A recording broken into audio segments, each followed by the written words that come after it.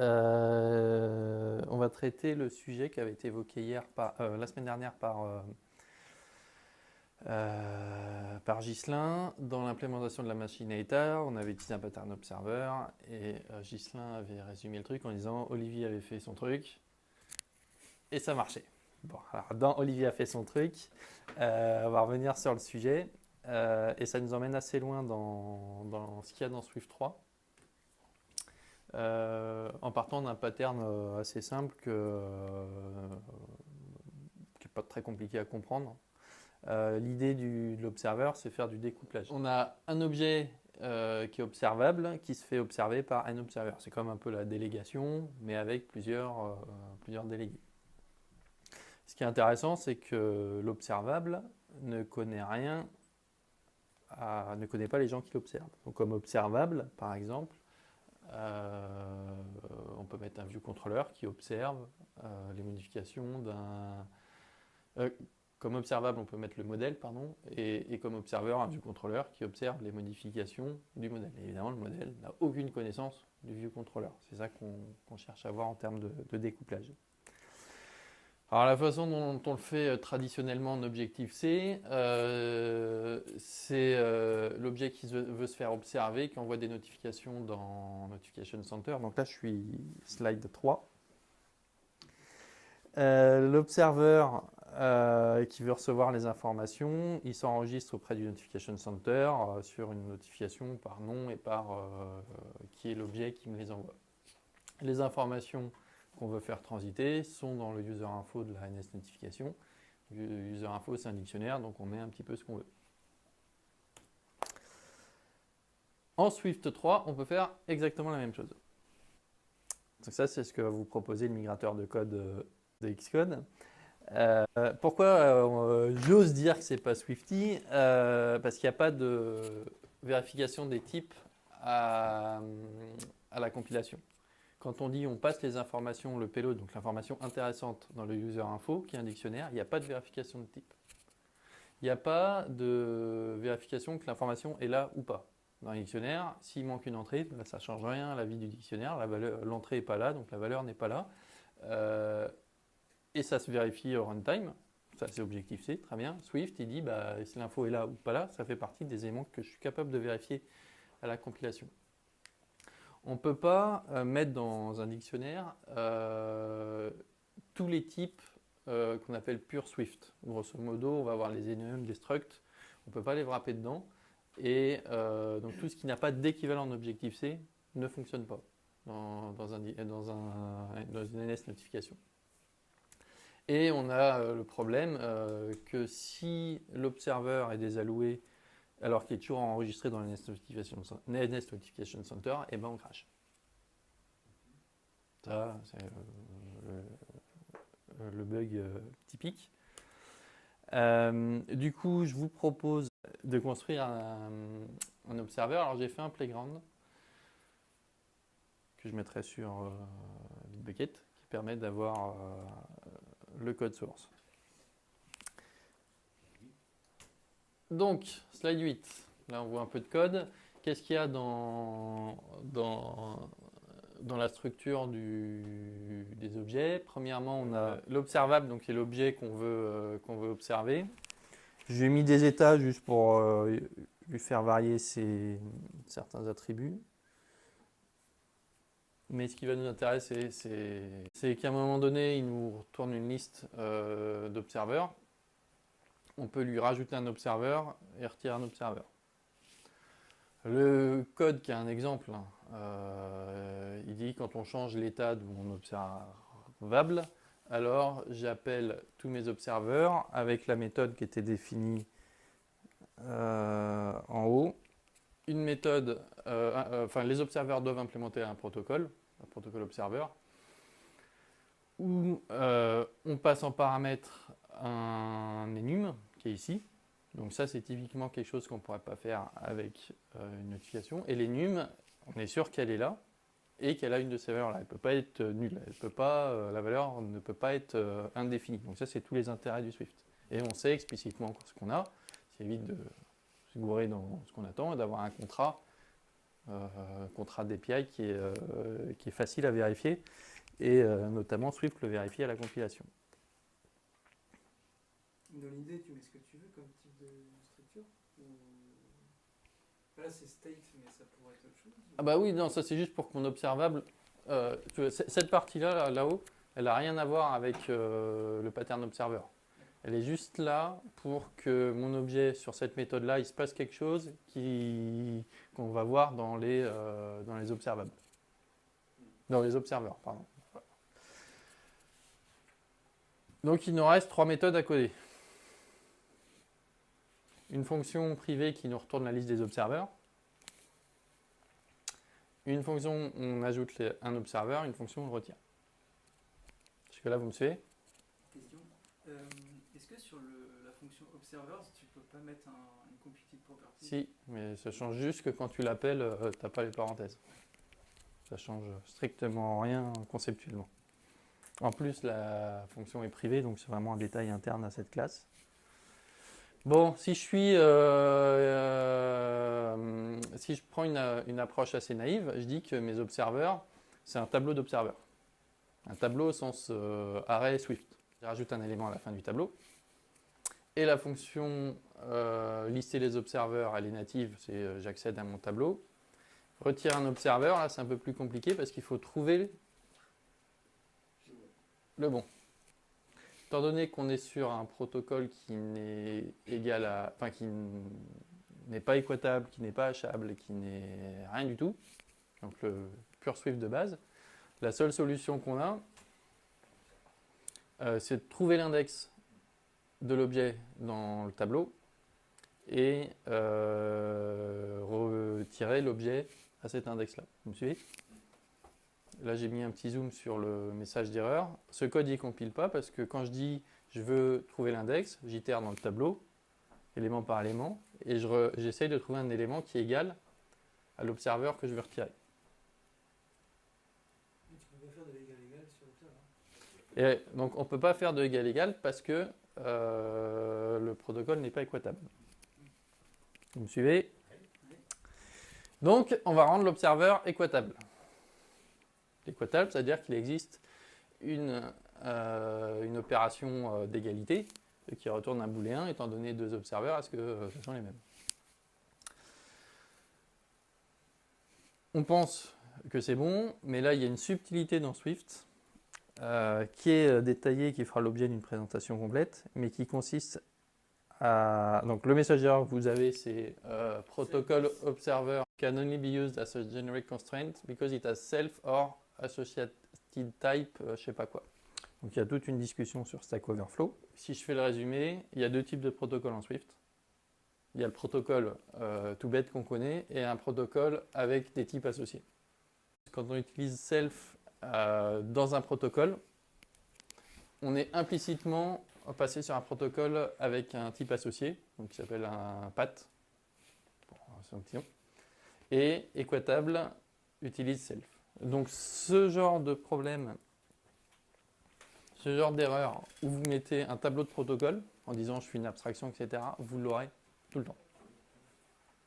Donc là, il faut faire attention à ça, à ce message d'erreur, et je vous expliquerai, mais c'est vraiment dans les subtilités du langage, quand on est la raison qui aide un peu à comprendre pourquoi c'est comme ça.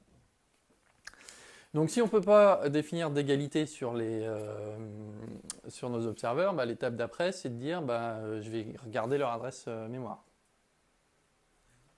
Et si les pointeurs sont égaux, alors on va dire que c'est les mêmes objets. Donc la méthode en Swift, alors ça c'est la méthode Swift 2, mais Swift 3 on verra après, c'est donne-moi l'adresse de tel objet sur le slide 13, et je regarde si les adresses sont les mêmes. Si les adresses sont les mêmes, ce sont les mêmes objets. C'est un critère tout à fait valable, l'équalité des pointeurs. La façon dont on a défini l'observeur jusque-là, donc là il est plus équatable, hein, l'observeur, il est tout bête.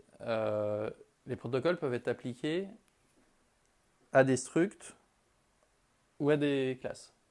Et quand on est un struct, la notion d'adresse mémoire n'a pas de sens parce qu'on est sur une référence, une value semantics et la notion d'adresse mémoire a du sens que pour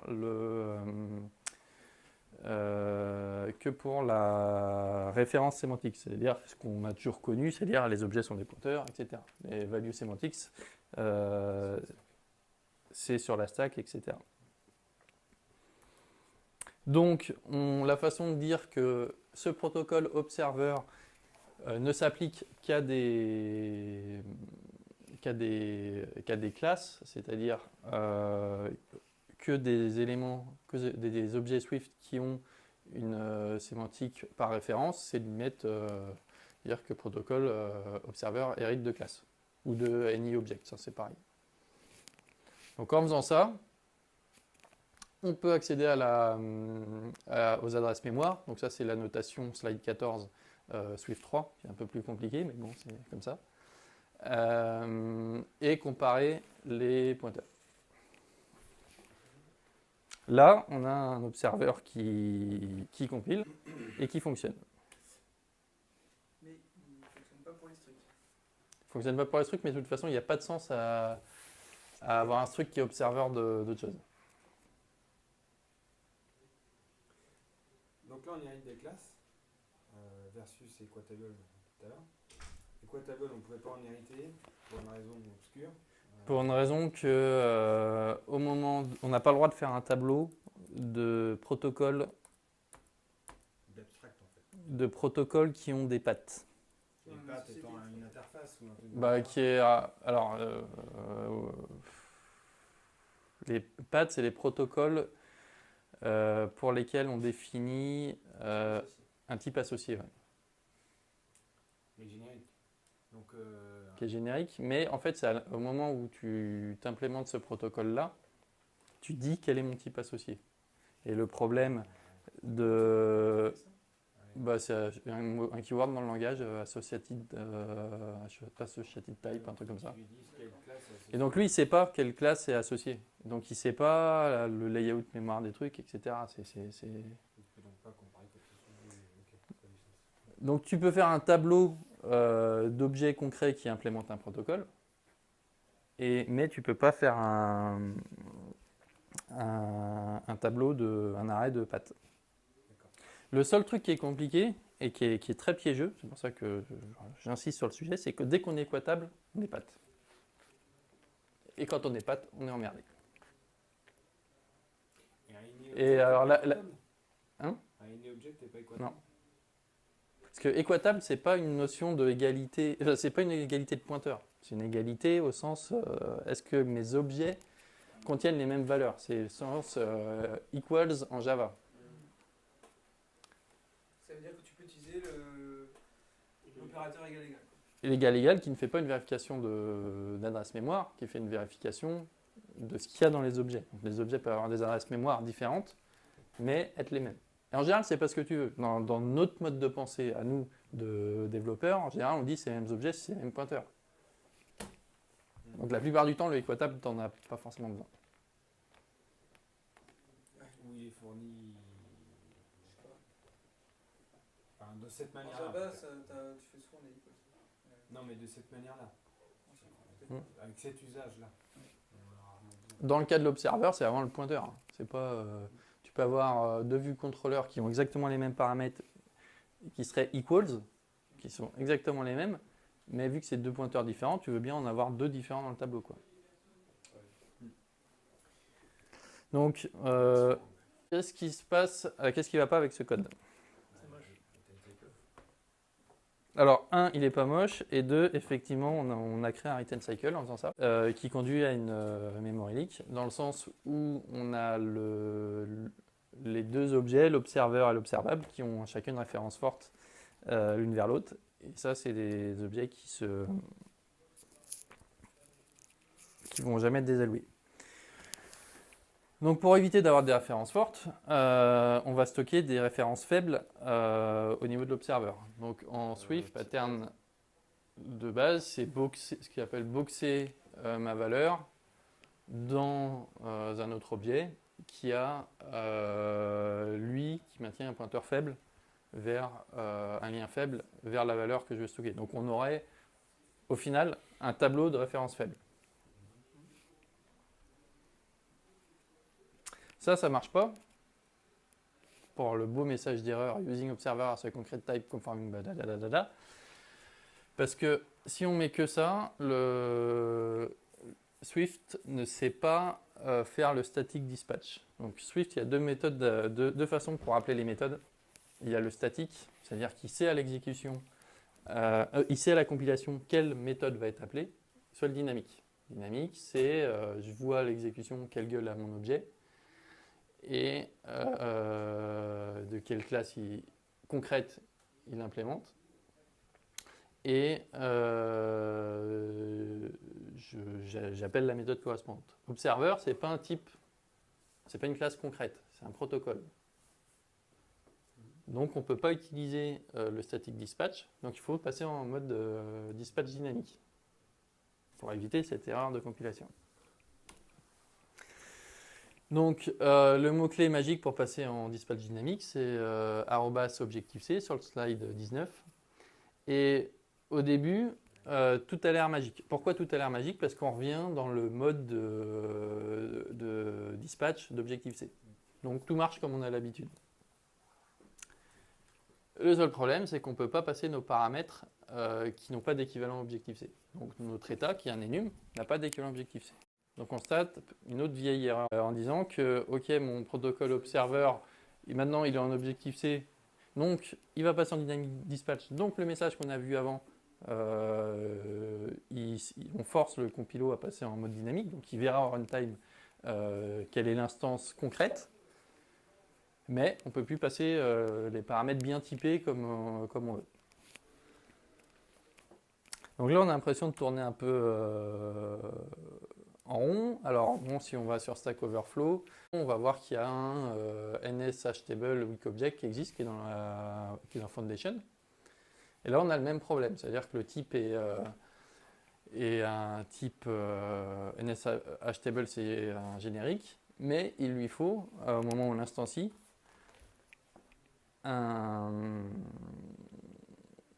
le spécialiser avec un type concret et pas un type protocole abstrait. Là, tu es toujours dans le cas où Observer est englobé par un weakref qui conforme AnyObject. Non, là je suis. Là, j'ai dans mes weakref, ça marchait pas parce qu'il me dit le type n'est pas concret, donc je ne peux pas utiliser le static dispatch. Pour pas qu'il soit concret, je le mets en @Objective-C, on est en dispatch dynamique.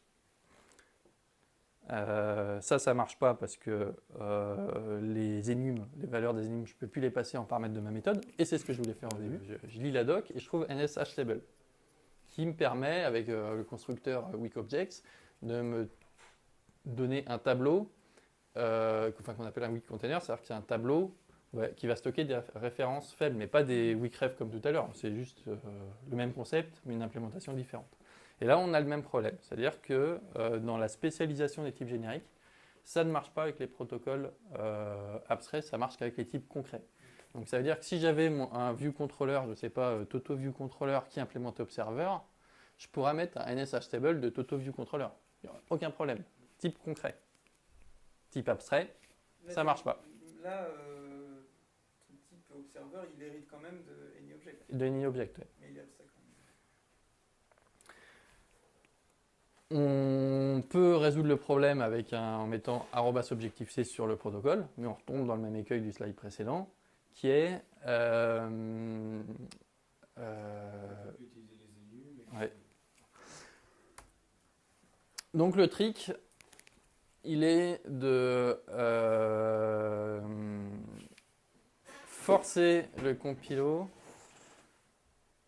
à faire moins de checks à la compilation et faire des checks au runtime.